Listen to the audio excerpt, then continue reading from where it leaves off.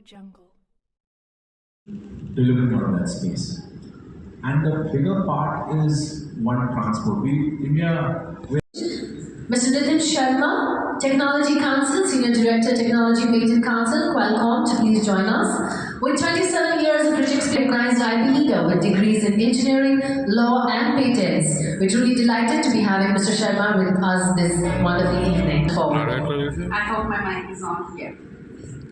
I would love to know how you help it and partner it. Thanks, Lita, and thanks for this invitation to the panel. Yes, I think just like Hyderabad is only 5. Which can definitely help us also in turn.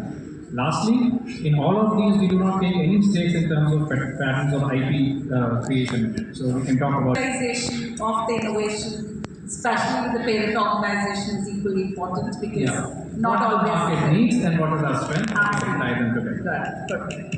Study yourself before you joined T-Hub, and now you are helping with many organizations. So if I can really look at it, what is the you have exposure to many organizations trying to go through their open innovation journey.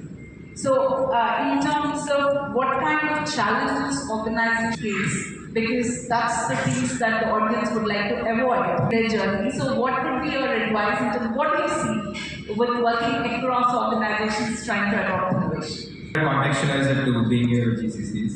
Yes. Thank you for the question. I'm still zoning out of that. Look, I think first of all, let's take a step back. What is the first point where GCCs begin? It's a building, right? And arguably, in the next couple of years, in Hyderabad, we will probably have the highest concentration of Fortune 1000 companies potentially in the next couple of years, which is great.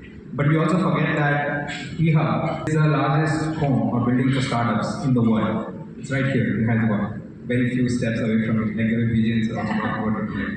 I think if you think about where is innovation happening today in the context of AI, innovation is a very broad word, it's like talking to the universe. About where that innovation is happening, it's at three places. It's either in academia, and we have PGNs earlier. It's either happening, it's in large companies which have a mandate to build towards that, the Metas, Google's, Facebook, Qualcomm's of the world. Or it is founders who are building and experimenting and who are going on. So to your question of innovation, how have we seen it in different companies? I think for large companies, especially GCCs, value creating, controlling costs as well as delivering, new services to the rest of the world. I think it will be a pity if GCCs do not tap into the startup side, right? Yes, especially at that's what we're trying to encourage today. And I think that's really important. We have seen, at least my experience, and even if you look at other companies that we work with Qualcomm, we work with all the companies that actually even regions are mentioned, and we have Including us. Including JLR. I've seen three things work really well, right? The first is that startups are understood or misunderstood to be small organizations solving small problems. Culture, it's a way of life, right? So I'll give you an example. We did this with PGNs also mentioned HSBC. So we did this with HSBC this last Sunday. HSBC's problem statement was that they want to hire the brightest and youngest people who have a startup mindset for their internships. Startups do hackathons, so do companies. 13,500 students apply. Wow. We shortlisted about 100 to 100. 120 showed up on a Sunday. We went through This is a fantastic question. I think I'll keep it short. Watch them pitch, watch them give demos. I don't know if you guys met today, but there were 3 or 4 pitches that happened in today's session. There was Vexa.ai, there was Deccan, there was Beacon, fantastic companies. The more you meet, the more you will train your LLM to understand the kind of startups. I like that analogy. Yeah, what kind of startups that matter to you. It's like interviewing people. And you will realize what matters to you, what not. The second is founders, and I don't know, founders won't like me saying this, there must be some of them here, but founders do well because they have tunnel vision. And we get this feedback often from actually companies like yourself that we work with. They have tunnel vision, they focus, razor focus, target fixated on one problem and then go crazy. And they forget the practical applications of the periphery that surrounds what they're trying to build. And this is where corporates have to come in and then work with them to realize what that periphery looks like and start building. So when you meet founders and when you listen to companies, they might be telling you this is only applicable for automotive design of powertrains, is what they might be telling JLR. But their approach to doing that might also apply to aerodynamics, yes, right, and to many other things in the amazing car that is a radio.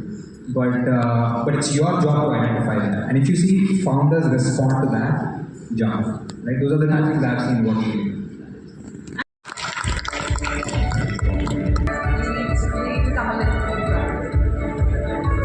Well, as we capture this wonderful moment, I request everyone to give a big round of applause. Thank you to all our panelists and our moderator.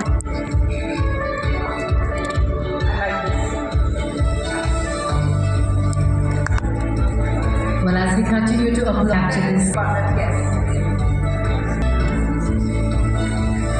to request Mr. MK from 3AI to kindly please hand over the